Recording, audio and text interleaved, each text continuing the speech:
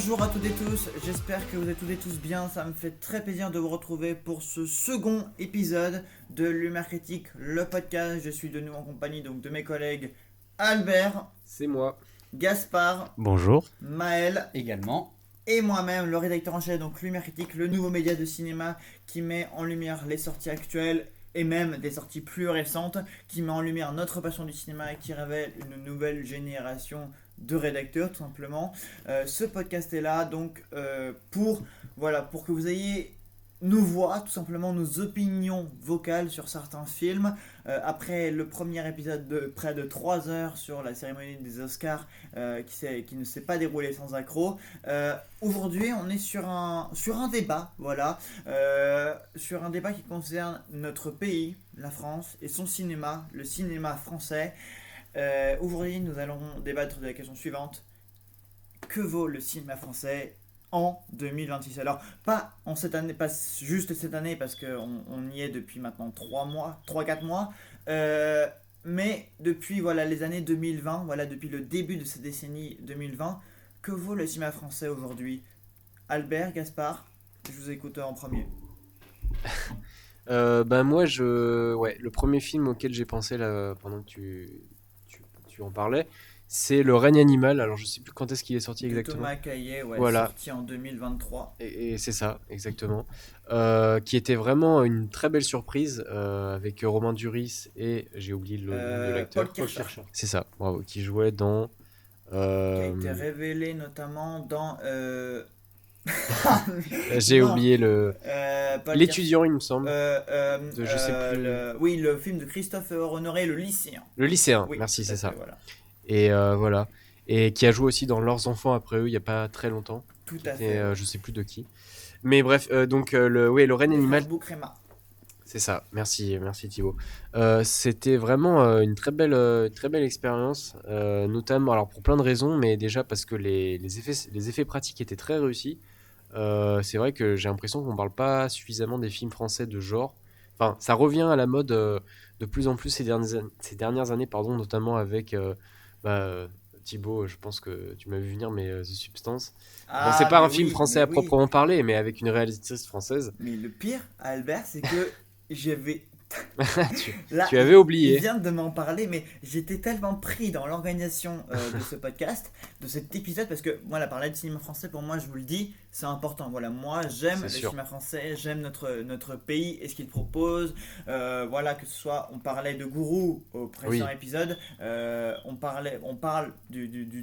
on a parlé du blockbuster français avec Marsupilami, mais je trouve que on a eu ce segment de films de genre avec ouais. notamment Coralie Farja qui est une réalisatrice que j'ai eu l'honneur de rencontrer et avec qui j'ai pu parler de cinéma et de ses inspirations. Moi, je suis un très grand fan de The Sum, tu le connais, je Oui, crois que bien, tu m'en as je l'ai vu bien 4 fois en parlé. salle en l'espace d'un an C'est et ça a ça. été une expérience absolument phénoménale. Mm. Voilà, on a aussi Julia Ducournau. Voilà, et c'est ce que j'allais dire, c'est que, alors effectivement, même si The Substance, c'est pas un film français à proprement parler, c'est une réalisatrice française, pardon. Et juste pour finir sur Le règne animal, c'est vrai que les effets pratiques étaient vraiment extrêmement bien Tout réussis, à j'ai fait. trouvé. Et au-delà de ça, l'histoire, comment dire, un peu la métaphore du passage à l'âge adulte. Enfin, il y avait beaucoup de thématiques qui étaient abordées, mais très très bien abordées, j'ai trouvé. Euh, et donc ça, c'était le premier film que j'avais en tête.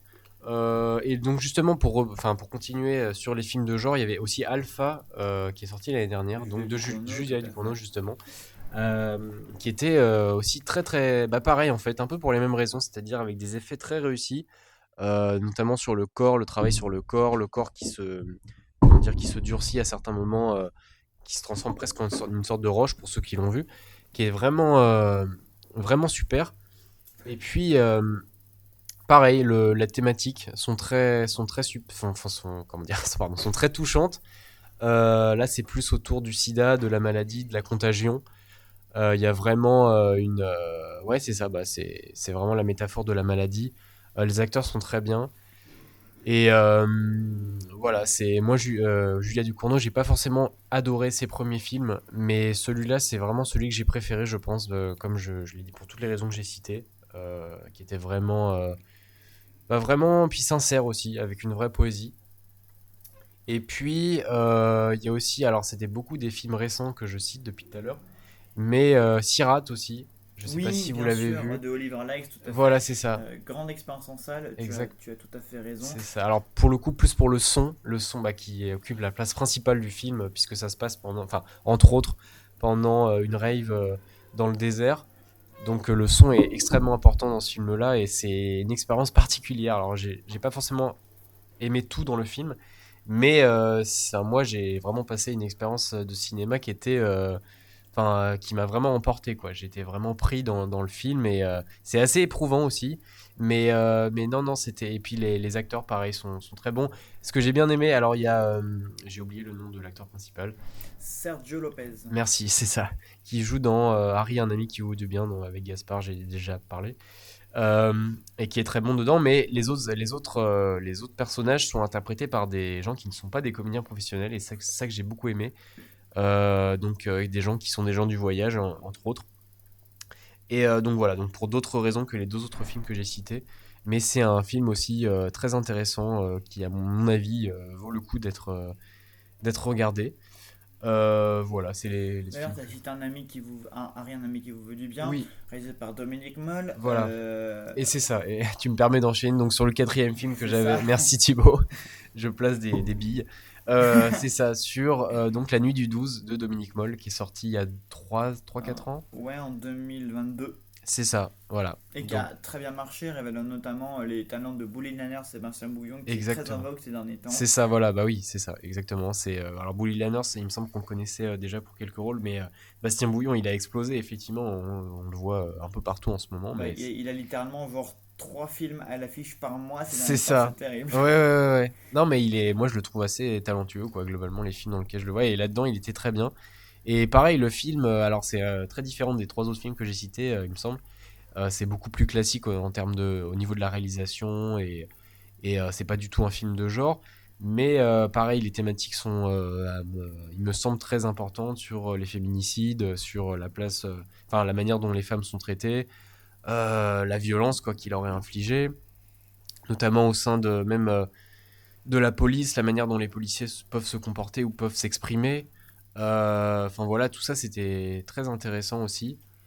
Et bah oui, donc Dominique Moll, c'est un réalisateur que j'aime bien. J'ai pas vu énormément de ses films, mais ces deux-là donc, que j'ai cités sont des coups de cœur un peu pour moi. D'autant plus que Voilà, Dominique Moll est revenu l'année dernière tout avec à le fait, 237 avec en tête d'affiche Léa Drucker, c'est moi qui est un ça. film français qui m'a beaucoup pris. À On nouveau sur parlait la dans le, police, ouais. on parlait dans le premier épisode donc d'efficacité de scénario. Le scénario de Dossier 137 est très efficace, notamment donc sur les failles, les violences Ouais, policières au moment donc d'émeutes et de il y a un sujet manifestations. important. Ouais. Et franchement, Dominique Moll est un metteur en scène aussi qualitatif sur le scénario, voilà, qui sont précis, justes et vraiment bons, Ouais. et révélant notamment à la crédibilité de Léa Drucker, qui a aussi joué dans L'intérêt d'Adam, moi que je vous invite d'ores et déjà à aller voir. Qui est un huis clos qui se déroule au milieu hospitalier dans lequel une femme jouée par Anna Maria Bartolomei Ouais. veut rester auprès de son fils Qu'on a malade. vu dans le Comte de Monte Cristo, il me Tout semble. à fait, exactement. Qui a eu le succès en salle qu'on lui connaît, 14 Ouais. millions d'entrées. Vous voyez, tout à l'heure, on revoit souvent les mêmes têtes d'affiche, hein, vous remarquez. Et Et puis une très vraiment, bonne actrice. tout à fait. Et l'intérêt d'Adam, qui n'a pas eu de nomination au César, Effectivement. qui se sont déroulés au mois de février maintenant. Il y a eu avec un super César d'honneur de Jim Carrey. Mais oui, l'intérêt d'Adam, excellente proposition du cinéma français. Voilà, ça dure 1h27, mais je peux vous garantir que les 1h27, mais on les voit pas passer. Quand on rentre dedans, on y est du début à la fin. Pareil pour la nuit, pour Dossier 137. Voilà, c'est un film. On est dans les coulisses on est dans les coulisses en fait de ce travail-là, de cette partie-là de la police, et ça fonctionne, ça fonctionne très bien. Gaspard, je veux t'entendre maintenant sur le cinéma français, toi et tes formules si joliment trouvées. C'est très gentil, merci. Je vais essayer de rebondir un peu sur des choses que du coup Albert a pu mettre en avant, qui sont des choses à la fois qui d'après moi servent et desservent au cinéma français. On évoquait notamment des acteurs qui reviennent souvent. C'est quelque chose que j'entends beaucoup dans des critiques qu'on fait vis-à-vis du cinéma français dans lesquels je me retrouve moi, étant donné que je suis un grand consommateur de cinéma français et que j'encourage ceux qui, du coup, vous qui nous écoutez, à continuer à manger du cinéma français et à ne pas dire et à encourager comme ça à en consommer. J'ai vu beaucoup de personnes, beaucoup d'échos, de personnes qui disent qu'ils n'aiment pas le cinéma français, qui est quelque chose qui est très compliqué pour moi dans la mesure où le cinéma français n'est pas une esthétique à proprement parler, ce n'est pas un genre, c'est le cinéma d'une nationalité et qui donc de fait propose une assez grande diversité. Et nous avons en plus la chance, je considère en France, d'avoir des films de réalisateurs très divers.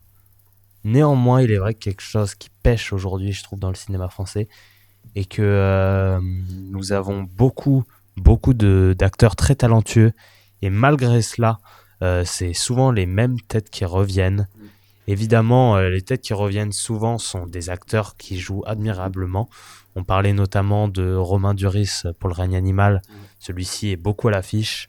Il a joué dans Furciné libre et dans Rembrandt, qui sont sortis avec relativement peu de mois d'intervalle. Il a aussi signé un rôle à contre-emploi, un rôle d'antagoniste dans un excellent film, dans un excellent thriller qui s'appelle La nuit se traîne, qui a été filmé en Belgique, que je vous recommande très très chaudement. Eh bien, je le noterai de ce pas. Voilà, Romain Duris, plus un acteur qui a fait ses preuves. Il a été révélé très jeune par Clapiche dans la trilogie de l'auberge espagnole. Et le péril jeune. Et le péril jeune, tout à fait. Et franchement, je trouve que c'est un très bon acteur. Après, quand vous dites voilà, qu'il y a des noms qui reviennent tout le temps, c'est vrai qu'on voit par exemple énormément Bastien Bouillon. On voit aussi beaucoup Pierre Halotin qui sont à l'affiche d'au moins 5-6 films tous les 3-6 mois. Après, c'est acteur talentueux. Moi, je sais que, par exemple, j'ai énormément apprécié Pierre Halotin dans un film qui s'appelle On ira, première réalisation de Enya Bayrou. Moi, j'ai énormément aimé voilà, ce road movie à la Little Miss Sunshine, voilà, sur une vieille femme qui se sait mourante et qui veut finir ses jours paisiblement en Suisse, sans toutefois vouloir révéler tout de suite la vérité à sa famille. Très très beau, très très belle histoire, très très belle intrigue. Encore une fois, scénario magnifique, juste belle interprétation d'acteur. Donc c'est vrai, oui, on a beaucoup d'auteurs qui reviennent beaucoup. On a Valérie Donzelli qui a beaucoup fait parler avec L'amour et les forêts et qui nous a signé un à pied d'œuvre avec Bastien Bouillon justement. Sur la pauvreté et le fait d'être artiste, et le fait de vouloir devenir artiste malgré les difficultés de réussir à vivre de cela. Moi j'ai beaucoup aimé. On a aussi Alexandre Astier très présent sur le devant de la scène avec la série Kaamelott et le film LOL 2 aussi. Léa Drucker qui a été l'actrice principale de 2637 et L'intérêt d'Adam. Anna Maria Bartolomei qu'on a vu à la fois dans L'intérêt d'Adam et dans Le Monte Cristo. Yann Gozlan qui a fait 4 films en même pas 5 ans. Dalloway, Boîte Noire et donc Gourou. Et puis bien sûr voilà, on a aussi Anatomie d'une chute qui a vu Justine Triet, remporté énormément de prix, qui a énormément sollicité l'attention donc des médias français, Oscar, César, Golden Globe, Cannes, etc. Donc même si ça n'était qu'un film, ça a attiré une attention monstre. Après, Justine Triet est une autrice que j'aime énormément, qui a une belle écriture, qui a une belle mise en scène, et à juste titre, voilà, Anatomie d'une chute avait eu un beau sacre, et moi c'est un film que je défends, que j'aime beaucoup. Et voilà, c'est vrai qu'on a beaucoup parlé lors du premier épisode donc des Oscars de films surcotés, de films qui attirent un peu trop l'attention. Mais moi, Gaspard, Albert, Maël, voilà, je pense qu'on est tous d'accord pour dire qu'Anatomie d'une chute est un très très grand film. Oui, exactement. Oui, tout à fait. Tout à fait. On peut aussi dire la même chose. Alors, L'amour ouf, je sais que tu l'avais un peu critiqué, Gaspard, mais moi, pareil, L'amour ouf, on a aussi beaucoup parlé de Gilles Lelouch, mais pareil, on l'a beaucoup vu, Gilles Lelouch, dernièrement. Moins fan, j'avoue, mais oui. Moins fan, mais pareil, L'amour ouf, avec notamment Adèle Exarchopoulos, qui est évidemment extrêmement présente sur le devant de la scène française. François Civil aussi. Exactement, François Civil, qui a depuis joué dans Deux pianos de Arnaud Desplechin avec Nadia Tereski. Oh, excusez-moi, elle a un nom très compliqué à prononcer, mais bref, Nadia, qui avait été révélée par Valeria Brulé-Teccheni dans Les Amandiers, où a été présent Louis Garrel, qu'on retrouve à l'affiche en ce moment de haute couture de Alice Winocourt, qui avait réalisé Au revoir Paris avec Virginie Fira, également très présente. Enfin voilà, on a énormément de noms qui portent aujourd'hui le cinéma français, mais moi, je sais pas vous, mais moi c'est des noms que j'apprécie beaucoup. Globalement oui aussi. En tout cas, il y a des propositions intéressantes. Oui, également. Donc c'est vrai par exemple que Julia Ducournau et Coralie Farja ont aussi beaucoup attiré l'audimat avec The Substance qui a énormément fait parler. Moi, c'est ce qui m'a permis de le découvrir plusieurs fois, remettant en scène notamment Demi Moore, parce que maintenant, non seulement on a des noms français qui reviennent beaucoup sur le devant de la scène, mais on a aussi des acteurs outre-Atlantique qui viennent se déplacer chez nous. Et ça, les amis, ça témoigne quand même d'une qualité de notre cinéma. Voilà, parce que c'est vrai que. Bon, voilà. c'est le cas depuis quand même quelques années, il me semble. Mais oui, C'est vrai que maintenant que Julia Ducournau a pris une importance dans le cinéma français en remettant au goût du jour le body horror, qui est un genre qui de base je n'appréciais pas, parce que c'est un cinéma qui est quand même compliqué à regarder, qui est quand même éprouvant, dur, esthétique, etc. Mais moi qui aborde des thématiques souvent quand même intéressantes. Mais moi, c'est des femmes voilà, les femmes ont pris une place dans le cinéma français que j'aime beaucoup. Vrai, aussi bien les actrices que les metteurs en scène. Valérie Donzelli, Juliette Ducournau, Coralie Farja, Justine Triet, on a aussi Lisa Azuelos avec les Delol, on a Adèle Exarchopoulos en tant qu'actrice. Voilà, on a énormément de metteuses en scène, d'autrices qui se distinguent et qui sont et même aux Oscars, hein, on avait Chloé Zhao, etc. Mais elles sont là, en tout cas les femmes sont là. Et il y avait aussi 20 dieux au début de et 20 dieux, tout à fait. La réalisation d'une femme, alors je suis désolé, j'ai oublié. C'est Louise Courvoisier, il me semble. Si c'est bien ça. Bien vu, 20 dieux, ouais. Merci, excellent film français. Bon film, d'ailleurs, l'actrice de ce film avait été meilleur espoir féminin face à Mallory Wanek. Voilà. Mallory Wanek, c'est très surprenant parce que personne s'y attendait. On avait eu beaucoup de films comme ça qui étaient favoris pour ça. Et c'est 20 dieux qui a remporté beaucoup de choses. Et j'ai beaucoup aimé 20 dieux. Et ça fait partie d'un de ces films qui se passe dans le Jura en plus, hein, donc au niveau local. Je dis en plus parce que ça met en avant une région qui n'était pas trop apparue jusqu'à maintenant. Et moi je suis très content. Comme autre film français, on a Je verrai toujours vos visages par Jeanne Horry qui a beaucoup fait par le moment de sa sortie. Gaspard, je crois que tu avais envie d'en dire quelques mots dessus. Avec Adèle Exarchopoulos, Gilles Lelouch, Miu Miu, Leila Bekti, qu'on a vu dernièrement dans Ma mère, Dieu et Sylvie Vartan, que j'ai beaucoup aimé. Gaspard, je te laisse la parole sur Je verrai toujours vos visages. Eh bien, en effet, Je verrai toujours vos visages est un film que j'affectionne beaucoup, au même titre que j'adore une grande partie de la filmographie de Jeanne Horry et que j'avais adoré Pupille, où elle avait déjà réalisé le film avec une grande partie de son casting qui est revenu lors de Je verrai toujours vos visages, donc à savoir notamment Gilles Lelouch, comme on l'a dit, mais aussi Sandrine Kiberlin et Élodie Boucher, qui apparaît aussi dans Je verrai toujours vos visages. Des acteurs avec qui donc, elle a déjà collaboré, où on a vu que leur travail ensemble portait vraiment des très beaux fruits. Et c'était un plaisir de retrouver cette collaboration dans Je verrai toujours vos visages, mais avec encore d'autres acteurs, dont certains qui aujourd'hui apparaissent beaucoup, mais qui à ce moment-là étaient encore assez à leur début. Il y a notamment Raphaël Quenard dans le film, pour ceux qui ne s'en seraient pas souvenus, et qui a un passage qui est particulièrement marquant et où il est particulièrement juste, je trouve, dans son interprétation. Et voilà. Et c'est pour ce film-là qu'il avait eu aussi sa première nomination avec Yannick, justement. On parlait de noms qui reviennent beaucoup, mais on a aussi Quentin Dupieux et Raphaël Quenard. Quentin Dupieux, qui sont omniprésents. D'ailleurs, à l'heure où nous enregistrons, on a appris il y a quelques jours que finalement ce n'était pas Raphaël Quenard qui allait interpréter le rôle de Johnny Hallyday, mais un autre acteur qui est beaucoup sur le devant de la scène, Benjamin Voisin, qu'on a notamment vu dernièrement dans L'étranger, film qui m'a vraiment laissé sur le carreau, ça je peux vous l'avouer. Mais on a aussi François Ozon parmi les acteurs qui reviennent aussi, qui font aussi que notre cinéma est de qualité. François Ozon qui a fait un appel à Timothée Chalamet pour venir jouer avec lui dans son cinéma. Mais voilà, donc parmi ces noms-là, on a aussi Benjamin Voisin moi que j'ai toujours beaucoup apprécié depuis sa révélation dans les T405 de Ozon justement. Mais voilà, donc on a ces noms là. Je te rejoins beaucoup sur Je verrai toujours vos visages. Moi c'est un film qui m'a beaucoup ému. Je trouve qu'il a mis en avant un sujet, à savoir la justice restaurative, qui est un sujet extrêmement important, qui a une belle valeur, qui a un beau sujet qu'on n'a jamais vraiment vu. Enfin, je sais même pas s'il y a d'autres films qui ont déjà parlé du fait de se remettre d'un événement comme ça triste.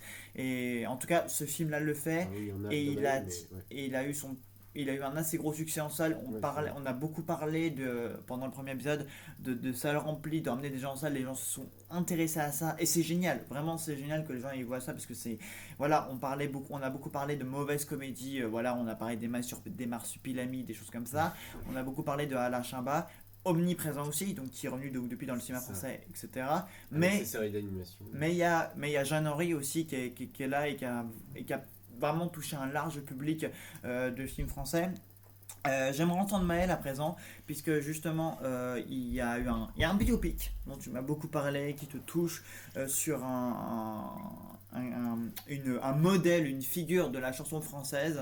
Je te laisse nous en parler comme tu le veux. Bien sûr, tu fais sans doute référence à Monsieur Aznavour, un film qui fait partie Tout à fait. de mes films préférés. De Mehdi et Grand Corps Malade. de Mehdi Dir et Grand Corps Malade, tout à fait. Alors, vous le savez, j'aime énormément les biopics, j'adore l'histoire, et j'ai en vérité redécouvert Charles Aznavour avec ce film, et je dois dire que ça fait du bien de faire des biopics sur nos icônes françaises. Ça laisse déjà que Charles Aznavour n'était pas seulement une star française, mais une star internationale qui a brillé à travers plusieurs pays et pas seulement la France, Ouais, notamment aux États-Unis et même de l'autre côté du globe en Asie. Et le film le met très bien en avant. Et le c'est film ça. le met très bien en avant. L'acteur qui l'interprète a fait un travail. Rahim. Tarahem, exactement. L'interprète d'une manière assez juste et très incroyable. Petite info d'ailleurs, il est sorti en 2024, l'année où Charles Aznavour aurait, s'il n'était pas décédé, fêté son centenaire. Donc je pense que D'accord. c'était un très bon anniversaire. J'aimerais enchaîner sur un autre sujet qui me tient à cœur parce que je l'ai étudié il n'y a pas très longtemps et j'aimerais en discuter avec vous. C'est les remakes des films français. Parce que, mine de rien, les films français On droit à des remakes. ont droit à des remakes et j'ai cette statistique, mais le pays dont l'industrie américaine refait le plus de films est l'industrie du film français. On a eu des échos comme quoi ils voulaient refaire Bienvenue chez les Ch'tis Oui, aux États-Unis avec, si je me rappelle bien, Christopher Nolan à la réalisation et Will Smith dans le rôle. improbable. Improbable, mais ce sont des rumeurs qu'il y avait. Après, il y a eu des gros succès qui ont été sont allés au bout de la démarche. Parle de Intouchable notamment. Avec Kevin Hart et Brian Cranston. Et Bryan Bryan Cranston ouais. qui reprenait du coup le rôle de Omar Sy et de François Cluzet. François Cluzet, exactement. Mais j'ai toujours ces problèmes avec les noms des acteurs. Désolé. Tout cela. Donc voilà, c'est Puis on parlait de remake, je reprends parce qu'il y a un gros film français, un nom qu'on n'a pas encore sorti, un succès très inattendu signé Artus, un petit truc en plus Oui. et c'est 14 millions vrai. d'entrées. Mhm. Artus a notamment évoqué une possibilité que le film voit le jour dans sa propre version aux USA. Il aura vendu le scénario $1. $1. C'est vrai. Il aura vendu le scénario $1 d'après ce que j'ai entendu ou alors mes informations sont erronées. Mais oui, un petit truc comme ça. Alors après, Après, il faut avoir peur de ces remakes. On a vu qu'avec Intouchable, le succès a été très mitigé, si ce n'est pas désastreux. Ouais.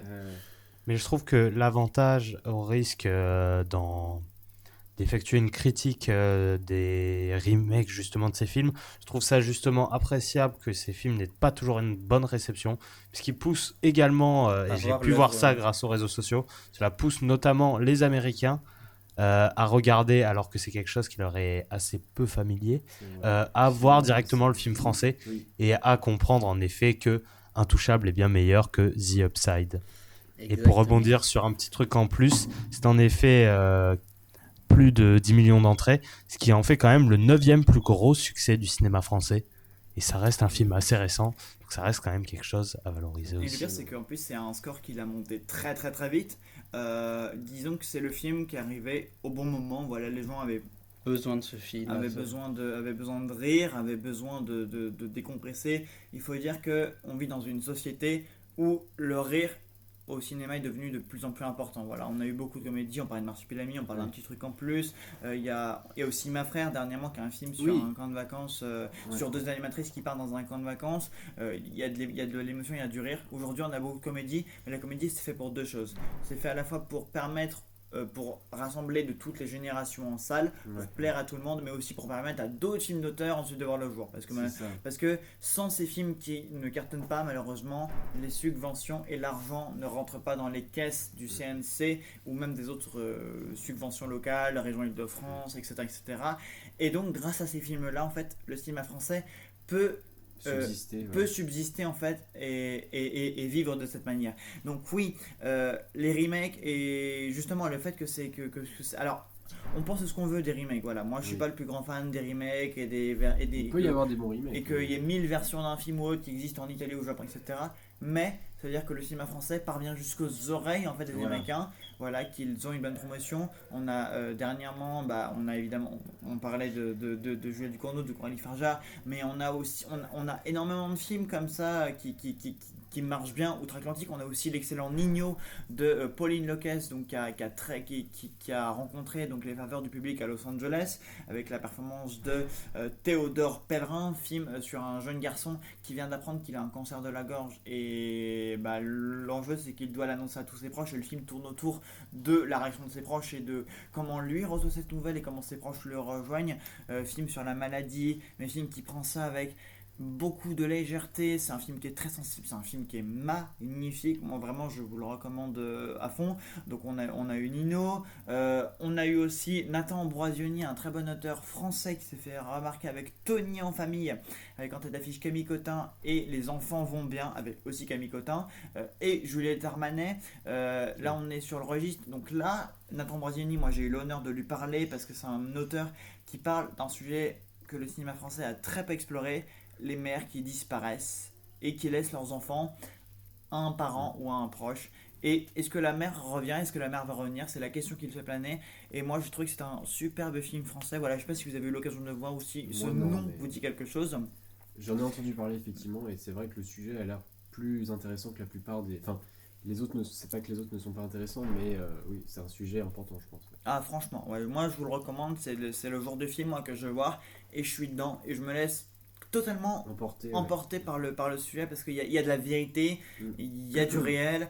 Il y a, en fait, on est au cinéma, mais c'est quand même en fait la fiction. Bon, il y a aussi d'autres films, il y a aussi Love Me Thunder avec Vicky Krieps. Il y a beaucoup de noms là qui m'en viennent en tête parce qu'en fait, le drame, le drame français comme la comédie, en fait, sont deux genres qui prédominent énormément en salle ces dernières années. Et ça fait beaucoup, beaucoup de bien. Moi, je sais pas s'il y a des drames. Toi, je sais, Gaspard, qu'il y a un drame que tu voulais mettre en scène, que tu voulais mettre en avant. Et tu m'avais parlé d'un film qui s'appelle À bicyclette que tu voulais Ah oui, mettre tout en à fait. À bicyclette, donc avec... avant. Tu as insisté, hein. Non, bien sûr, j'ai insisté puisque j'apprécie beaucoup Philippe Rebaud et que et qui est un acteur que j'aime beaucoup, qui a également joué dans un court-métrage que je vous recommande chaleureusement, qui s'appelle Mort d'un acteur, qui est un film un peu méta-cinématographique où il questionne sa propre condition avec beaucoup d'autodérision, comme il savait si bien le faire, et qu'il l'avait fait déjà pour L'amour flou.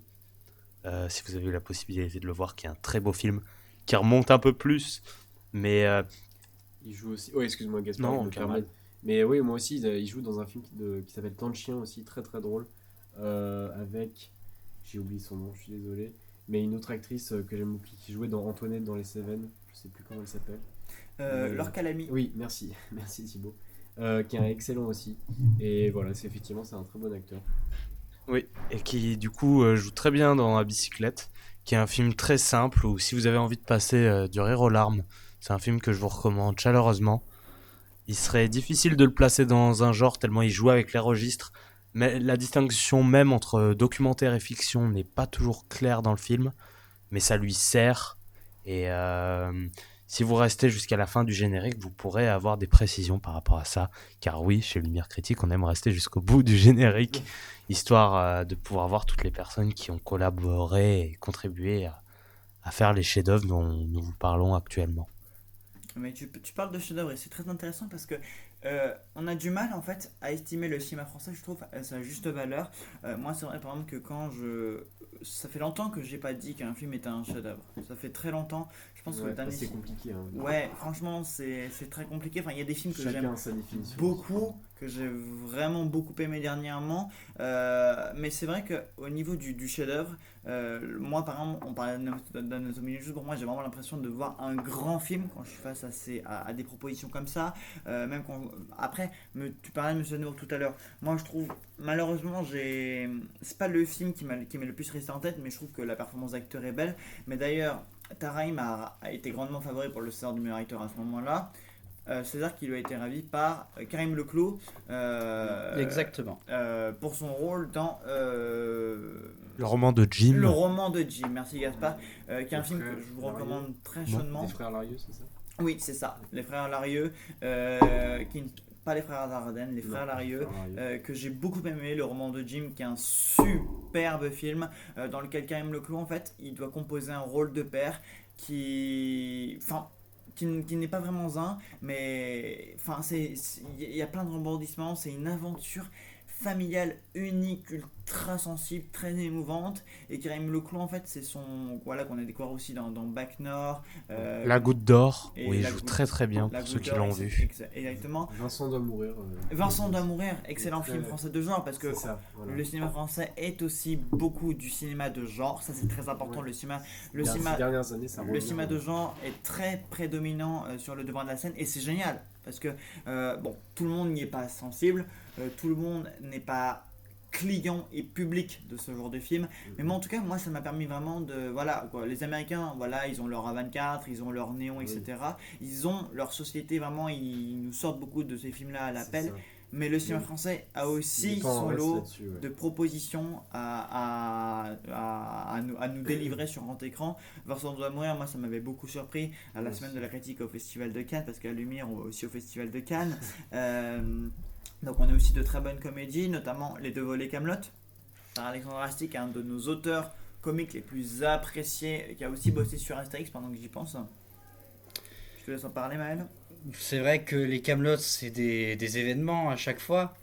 On est un peu porté, je pense, par la nostalgie de la série des années 2000. Je suis personnellement, j'ai été satisfait du premier, juste satisfait, mais un peu moins, un peu déçu du second.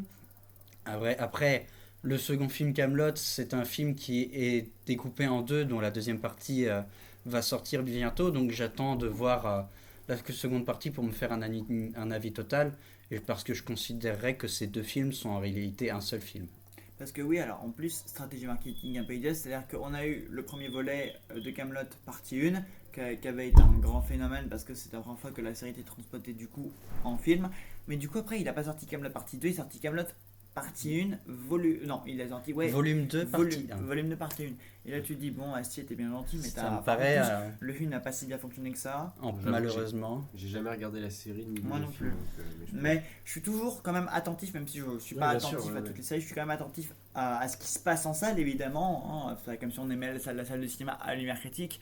Mais je suis toujours attentif aux effets générés par certains phénomènes. On parlait de Camelot, on parle de LOL, on a beaucoup parlé de Lamourouf qui a aussi beaucoup fait réagir par rapport à son message sur la relation entre Jackie et Clotaire, sur le fait que le personnage de Clotaire était un personnage très masculiniste, très virulent, etc. Donc après ce qui est bien, c'est que avec Lamourouf, les personnages avaient autant fait parler leurs acteurs, parce que on a vu la révélation de la relation à l'écran comme à la vie entre Adrien-Poulos et François Civil, ce qui fait que du coup le film avait récolté une certaine popularité aussi grâce à ça. Donc des fois il y a les relations hors écran permettent au film d'avoir quelque chose en plus, mais c'est vrai que voilà, certains films faut d'autant plus réagir. Donc il y avait aussi, Gaspard, un certain film d'animation que tu voulais mettre en avant, avec Flo, Oui, notamment. j'ai voulu mettre en avant Flo ainsi que Sirocco et le Royaume des courants d'air.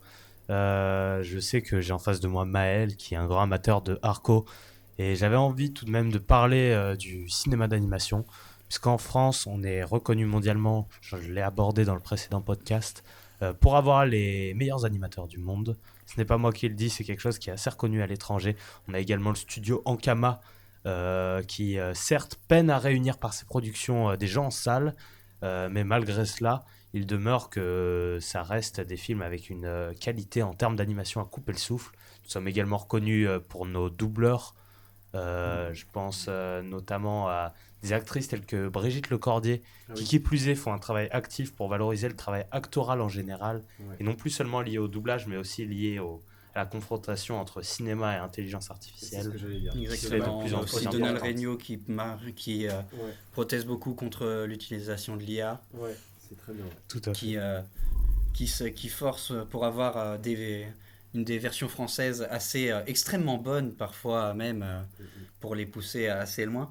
C'est vrai que l'animation française, on est assez gâté. On a de très bonnes écoles qui nous font de très bons talents d'animation. On a les Gobelins On a Émile Coll également. également.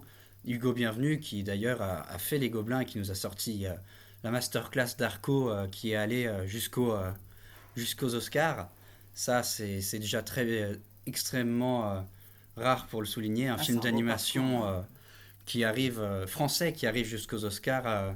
C'est ce milieu très américanisé, très Disney, on va dire même, Ouais. puisque c'est très souvent Ah, Disney c'est un qui, empire, depuis c'est une le fille début, Ouais. dominé, depuis Ouais.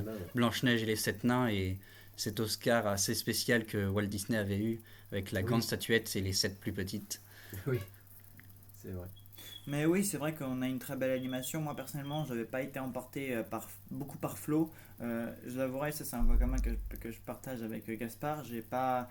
Je trouve que l'esthétique est belle. Voilà, il y a une belle animation, il y a quelque chose qui en ressort. Voilà, tout n'est pas à jeter. De toute manière, moi, quand je ne suis jamais négatif sur un film, c'est-à-dire que je dis pas ouais, je vais pas dire c'est nul, c'est de la merde, stop. Voilà, moi, je vais toujours à dire oui, le film ne m'a pas convaincu. Mais Tu as voilà, argument. exactement. Enfin, j'essaie toujours, Oui. voilà, en tant que rédacteur en chef de l'univers critique, j'essaie toujours de trouver des arguments positifs. Et c'est-à-dire que ouais, Flo, je reconnais, on a le mérite d'avoir ces films d'animation qui existent en France. Et c'est toujours génial de voir nos films français concourir comme ça à l'international et de voir notre travail et notre pays salué par nos confrères américains. Donc ça, c'est vraiment c'est Flo génial. qui avait reçu l'Oscar l'année dernière du meilleur film d'animation. Tout à fait. Par Gene Zimbalodis, nous allons tout de même, si nous avions donné le nom d'Hugo Bienvenu, nous allons aussi donner celui Exactement, il du le faut. papa de Flo. Et en effet, je trouve que ce qui est puissant aussi dans le cinéma d'animation français, la façon dont il arrive à toucher des personnes très diverses. Évidemment, il va y avoir des films qui peuvent s'adresser à un large public, tels que Arco et Flo, qui arrivent à réunir petits et grands. Mais on va aussi être en capacité de réunir des publics plus ciblés. Donc évidemment, des plus jeunes publics, c'est souvent ce à quoi on pense quand Oui, on on avait parle eu de cinéma d'animation. Miraculous, le film, il y a quelques années, je crois en 2023, qui Oui. faisait suite à la série d'animation du même nom, Mm, qui tout se à fait. déroule à Paris et qui est une production française, Mm. en partie. Tout comme des films d'animation qui vont pouvoir se dédier à des publics plus adultes. Donc je pense notamment à des films comme Interdit aux chiens et aux Italiens, ou encore à des films comme Les Hirondelles de Kaboul, qui arrivent à vraiment réunir un public plus adulte et où le cinéma d'animation arrive à vraiment créer ses lettres de noblesse. Puis nous sommes tout de même en France, où il y a donc le Festival mondial d'animation d'Annecy, qui a donc un grand déterminisme dans la reconnaissance des films d'animation. Et puis comme tu le disais, il me semble, enfin, en tout cas avec des styles à chaque fois très marqués les uns les autres, quoi. Enfin, il y a vraiment une patte. Et c'est ça, c'est vraiment une école qui se développe, j'ai l'impression, en France, quoi. Oui, tout à fait. L'animation, Nous avons des Curiosité films... chaque année de savoir c'est ça. à quoi ressemblera le prochain gagnant du festival d'Annecy. Exactement, Oui. ouais. Et nous avons des dessins animés comme des films en 3D ou des films en stop motion. Et nous avons aussi la possibilité, on parlait de collaboration avec les États-Unis, c'est aussi quelque chose qui concerne le cinéma d'animation. Donc on a eu il y a de cela fort longtemps les Lascar, où Oui. on attend encore un deuxième volume et qui avait été coproduit en Ukraine. Production qui a donc été, comme vous pouvez l'imaginer, mise à mal. Ainsi que des films comme Léo, la fabuleuse histoire de Léonard de Vinci, qui a été coproduit notamment avec les États-Unis et plusieurs pays européens, et qui a été réalisé par le scénariste de Ratatouille. Et c'est en France qu'a été animer ce film. Bref, nous avons en France aussi beaucoup de merveilles en termes de cinéma d'animation, Et toi comme en termes de cinéma en live. Ouais, excuse-moi, toi qui aimes bien Marie et Max, il y avait Mémoire d'un escargot aussi l'année dernière, il me semble. Oui, tout à C'est fait. très réussi. Alors, je sais pas en quel, comment dire, si c'est de la stop motion ou pas, mais c'était vraiment super beau quoi. Oui, et qui a été pour le coup nominé au Golden Globes et qui a eu un cristal d'Annecy. Euh, et donc voilà, dans l'ensemble en France, je voulais aussi parler de la dimension du cinéma d'animation, puisque c'est quelque chose qu'on peut avoir tendance à mettre de côté, mais qui reste un cinéma très important et qui là aussi arrive à réunir des gens en salle. Et Flo, comme Arco, avait réussi à faire des réceptions tout à fait honorables. Mais ouais, franchement, c'est génial. Et c'est vrai que toi, tu parlais beaucoup d'animation. Moi, j'aime beaucoup l'animation aussi. Bon, j'ai toujours eu un petit penchant pour Pixar, évidemment, parce qu'on a beaucoup grandi avec Pixar, Ghibli aussi pour d'autres. Mais j'aimerais aussi mettre en avant les films musicaux français. Parce qu'on en a eu, on en a eu un qui a bien marché l'année dernière en salle. Et ça, il s'appelle Partir un jour avec Juliette Armanet, avec Bastien Bouillon, encore une fois. Tu l'as évoqué tout à l'heure. Et Il est franchement, toujours honorable dans son rôle, tout à fait, rappelons-le. donc l'ouverture donc, du dernier festival de Cannes. Et moi, je m'attendais pas, j'ai été le voir parce que voilà, j'ai trouvé que le scénario était très bon, que les chansons étaient très belles, ça m'a élargi mon répertoire musical, etc. Et ça m'a fait découvrir Juliette Armanet aussi. Et il était nominé au dernier, il était là pour les derniers Césars. On a aussi eu l'attachement de Karine Tardieu avec Pio Marmaille, qui est aussi un acteur très sollicité dans le cinéma français, avec Valeria Brodi-Teceni, Tedeschi, qui avait signé donc Les Amandiers, que je vous recommande aussi beaucoup. Voilà, un très très bon drame sur une mère qui vient de décéder et qui laisse son bébé derrière elle. Et voilà, donc du coup, c'est Pio Marmaille qui doit se dépatouiller avec cette situation. On a aussi eu de Avia Herzi, grande réalisatrice et comédienne, qui nous a signé La Petite Dernière, qui a été Oui. prix du queer, de la Queer Palm au dernier festival de Cannes, que moi j'ai beaucoup aimé. La Moi Petite aussi. Dernière, je vous recommande chaudement. C'est un petit peu une sorte de vie d'Adèle, Voilà. d'Adèle Chief Keshish, mais avec une thématique en plus, avec une résonance, avec un segment, celui de la religion en plus. Parce que voilà, C'est moi une réalisatrice. ouais, tout à fait. Donc moi, La Petite Dernière est un film que je vous recommande très chaudement aussi, parce que c'est pas souvent qu'on a deux sujets à la fois, donc la communauté LGBT, l'homosexualité et la religion quand même, qui sont en confrontation dans un même thème. Et c'est un film vraiment que j'ai beaucoup aimé, qui m'a beaucoup fait vibrer personnellement. Comme autre film français qui a beaucoup fait parler aussi, il y a eu une nouvelle vague de Linklater. Richard Linklater avec Guillaume Arbeg, qui n'est autre que la reconstitution donc, du tournage de À bout de souffle de Jean-Luc Godard, et évidemment grand nom du cinéma français disparu depuis 2-3 ans maintenant. J'ai pas été très convaincu par Nouvelle Vague. Moi, je dois voir que de Je l'ai base, pas vu, quoi. j'aime beaucoup Richard Linklater, notamment pour la trilogie Bifort, etc. Euh, je sais pas, c'est un film qui m'a un peu laissé de côté pour pas mal de raisons, notamment parce que je sais pas, j'ai eu l'impression, j'y ai pas vu j'allais dire de Godard, mais j'y ai pas vu toute la patte de Linklater. Il y avait quelque chose de charmant dans ce film-là, notamment la volonté de recréer comme ça une ambiance de tournage, surtout du premier film de Jean-Luc Godard. Mais c'est pas le film qui m'a le plus marqué. Voilà, j'ai trouvé ça chouette, mais c'est pas, voilà, d'un point de vue scénaristique, voilà, il a un peu voulu faire comme Tarantino, vous savez, quand il faisait Once Upon a Time in Hollywood, à recréer comme ça des tournages, des ambiances à l'ancienne et tout. Mais je sais pas, je veux dire, même si ça donne envie de faire du cinéma, même si c'est inspirant pour de jeunes cinéphiles et cinéastes comme vous et moi, Nouvelle Vague, voilà, c'est pas le film où, par exemple, Richard Linklater, qu'on connaît aussi beaucoup pour Boyhood ou même Days and Confused, on l'a connu plus inspiré. Pour moi, on sait qu'il peut mettre la barre beaucoup plus haut dans son cinéma à lui. Et là, il nous fait ce film, voilà, où il chante les louanges de Jean-Luc Godard, où il recrée une atmosphère, une ambiance. Je ne sais pas qui l'a vu parmi vous. Gaspard, est-ce que tu as mon avis sur celui-là, ou est-ce que tu as un avis contraire? Je suis d'accord sur cette esthétique par rapport à ce qu'il peut produire d'habitude. Euh, et ce n'est en effet pas forcément un film qui m'a énormément marqué, mais j'aime la façon dont, certes, tu parlais de Quentin Tarantino, mais j'aime toujours ces cinéastes qui rendent hommage à leurs prédécesseurs.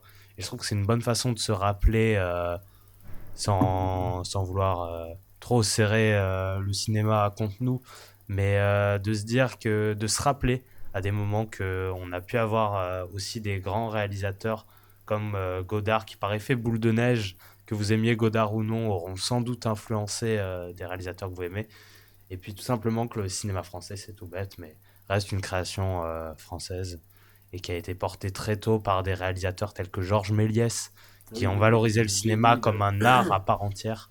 Également Là par où, les studios Pathé et Gaumont, Oui, Ouais. qui, et où là où les frères Lumière, qui ont véritablement permis la naissance du cinéma, le voyaient comme quelque chose de sans avenir, rappelons-le. Oui. Des artistes et des maisons de production comme Pathé et Gaumont, et des réalisateurs comme Georges Méliès, Ouais. auxquels Martin Scorsese lui-même rend très bien hommage dans Hugo Cabret, Oui. Excellent. l'ont Excellent imposé film, comme oui. un genre genre artistique à part entière, qui n'avait pas à pâlir devant toutes les autres formes d'art qui existent. Et pour ça, merci à eux, puisque c'est aussi grâce à eux que nous sommes encore en train de pouvoir vous parler de cinéma aujourd'hui. J'aimerais également parler pour revenir un peu sur l'animation française, on a un studio reconnu mondialement d'animation française qui est Illumination, qui a fait Oui. récemment des productions comme les 2 films Mario, qui nous a produit les Moi Moche et Méchants, qui sont Les quand même Mignons, des ça, ouais. grands monuments du cinéma d'animation international. Oui, tout à fait. Avec le Grinch aussi, Oui. le dessin animé Le Grinch, repris du film avec Jim Carrey. Tout à fait. Donc moi, franchement, le cinéma français, bon, on en parle depuis une quarantaine de minutes, plus d'une quarantaine de minutes maintenant. C'est un cinéma de qualité, voilà. Et Pierre Oui, Ninel oui. a beaucoup dit à travers ses interviews, et je pense que bon, en tant que grande vedette de notre pays aujourd'hui, il est très bien passé pour le. Voilà, on est un cinéma de qualité, voilà. Avec des hauts et des bas, mais globalement, c'est vrai qu'il Voilà. y a beaucoup de choses qui se proposent et qui sont très On différentes. n'a rien à envier aux Américains qui proposent eux aussi de très bonnes choses. De toute façon, nos cinémas Oui. sont très complémentaires. On C'est s'échange ça. beaucoup de films. Enfin, des fois, on les inspire eux et eux, ils nous inspirent. Donc, moi, pour moi, pour vous, comme pour moi, le cinéma français est important. Il est bon, il est de qualité, il est varié, il est diversifié, il a du succès et on peut en être fier. Il y a encore beaucoup de films qu'on n'a pas évoqués, mais on a aussi, on a oublié d'évoquer La Pampa d'Antoine Chevrollier qui nous a servi un très beau film qui parle entre autres d'homosexualité et de coming out avec Artus d'ailleurs. On a aussi Météore avec Paul Kircher. Grande révélation du moment, dont on parlait un peu avant. Tout à fait, oui. Comme autre grande révélation, comme autre grande figure du cinéma français, on a aussi Félix Lefebvre, qui s'est beaucoup fait remarquer ces dernières années et qu'on a dernièrement vu à l'affiche dans À l'épreuve du feu. Moi qui est un film que je recommanderais, que ce sera le dernier que je vous recommanderai aujourd'hui, L'épreuve du feu. Donc c'est l'histoire d'un couple joué par donc il y a Félix Lefebvre, il y a une autre actrice que j'ai trouvé vraiment fabuleuse, et donc ce couple en fait il a l'épreuve du feu. Pourquoi? Parce que voilà, ces deux personnes sont différentes, mais elles s'aiment, et elles s'aiment d'un amour véritable, et tout va basculer quand en fait lui, qu'un jeune homme simplet, qu'un jeune homme simple qui se veut méritant d'attirer ce genre de personnes, il présente donc sa copine à ses potes, et là la personne se prend tout un tas de mauvaises critiques, et c'est un super beau film, vraiment je vous le recommande parce que l'histoire elle est vraie, elle est sincère, les acteurs ils sont absolument formidables. C'est un sujet qu'on voit très peu à l'écran. Moi j'aimerais vraiment souligner la performance de Anja Verderosa, donc qui est la comédienne principale, et de Suzanne Joannet, donc qui joue une proche de Félix Lefebvre, donc Queen, donc le prénom de la fille, et de Hugo, le garçon. Donc voilà, je terminerai sur L'épreuve du feu, qui est un super film français. Si je peux me permettre pour terminer, cette année il y aura de nouveaux films français. Avez-vous des attentes sur les prochains films qui sortent pour nos auditeurs? C'est les inciter à aller voir notre cinéma. Je les ai pas en tête là, j'avoue. J'en ai quelques-uns, Ouais. notamment avec Artus, décidément, qui revient pratiquement chaque année avec un nouveau film, qui revient cette année avec l'adaptation de la BD Les Enfants de la Résistance. Ah D'accord. oui, il est là, oui. Ah bah, curieux de voir ça. Et le fan de biopic que je suis vous inciterai également à aller voir les 2 biopics Ah oui, en le deux général parts de Gaulle. sur le général de Gaulle, c'est ça. Oui, tout à fait. qui sortiront. Les 2 films courant juin à quelques semaines. Les 2 sont liés, donc Aller voir Sûr, l'un direct. pour voir l'autre et aller voir l'autre pour voir l'un. En tout Je cas, pardon. vas-y, je t'en prie, Je Gaspard. valoriserai aussi, donc, pour répondre à ta question, le film Karma, qui donc sort en octobre, bien en 2026, pas en De Guillaume 2025, Canet, tout de à fait. Guillaume Canet avec Marion Cotillard, que j'ai hâte de voir. Et je voulais vraiment mettre l'accent sur le fait qu'aujourd'hui en France, je nous estime chanceux d'avoir une grande diversité dans tous les genres qu'on peut exploiter. Avec tous les films qu'on vous a dit jusqu'à présent, on voulait mettre en avant qu'on peut avoir de tout, comme du fantastique avec, dans une certaine mesure, avec Le règne animal, comme des films un peu plus de science-fiction avec ce que peut nous proposer Yann Gozlan, ce qu'a pu nous proposer plus récemment Cédric Jiménez, avec des films comme Acide, Dans la brume. Bref, des films historiques comme les deux films qui vont sortir sur De Gaulle et le film sur Jean Moulin qui va commencer à être tourné avec Gilles Lelouch. Bref, nous avons la chance en France d'avoir un cinéma valorisé Varié. et qui reste quand même très varié, très riche en genres, ce qui n'était pas forcément autant le cas il y a quelques années, où la science-fiction française n'avait peut-être pas autant de représentants qu'aujourd'hui. Et c'est ça qu'il faut soutenir aussi dans le cinéma français, c'est toute cette variété. Et voilà donc qui conclut ce deuxième épisode de Lumière Critique, le podcast. Voilà, on tenait vraiment à parler de cinéma français parce que c'est un cinéma qu'on va voir, qu'on soutient, qu'on défend. Lumière Critique vous parle aussi beaucoup de cinéma français. Gaspard vous a beaucoup parlé de Cédric Jiménez, de Yann Gozlan. Il a beaucoup mis d'auteurs français en avant. Et à juste titre, Maël et enfin tout le monde à Lumière Critique valorise le cinéma français. Donc on voulait vraiment avoir notre opinion et avoir notre mot à dire sur ce sujet. Merci de nous avoir écoutés pendant près de 1 heure. Merci de nous suivre. Vous retrouverez le lien de notre site internet en bas dans la description. N'hésitez pas du coup à aller voir nos articles évidemment. Ce podcast sera écouté sur Deezer, Spotify et donc notre chaîne YouTube.